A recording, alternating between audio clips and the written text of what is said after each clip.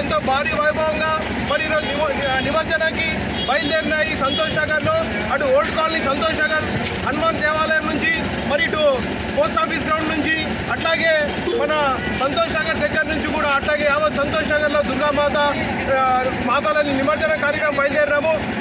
నవరాత్రుల్లో మమ్మల్ని అందరినీ కాపాడింది దుర్గామాతనే.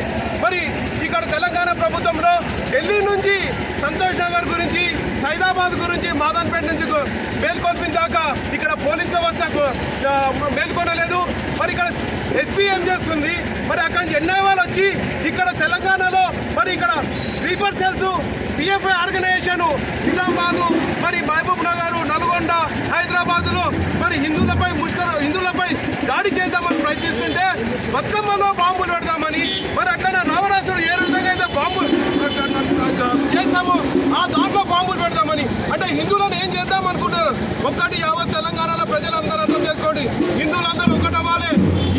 ఈ హిందూ పండుగలలో మరి అన్ని మతస్థులు, అన్ని పార్టీ వాళ్ళందరూ, మహిళలందరూ కూడా ఉంటున్నారు. ఒక్కటే అన్ని పార్టీ వాళ్ళు కళ్ళు తెరుచుకోవాలి. మీరు ఇక పార్టీలు చేద్దాం అనుకుంటున్నారా?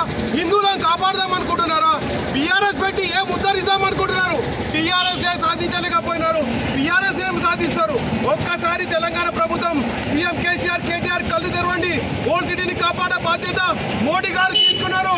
అక్కడి నుంచి మమ్మల్ని కాపాడుతారు, ఇంతమంది మహిళలను కాపాడుతున్నారు. ఖబర్దారిగా ఈ టీఆర్ఎస్ ప్రభుత్వానికి ఇక నుండి హిందూ పండుగలకి ఏమైనా ఇబ్బంది అవుతుందంటే ఖబర్దార్ మొత్తం తెలంగాణ వాళ్ళందరికీ మోడీ గారు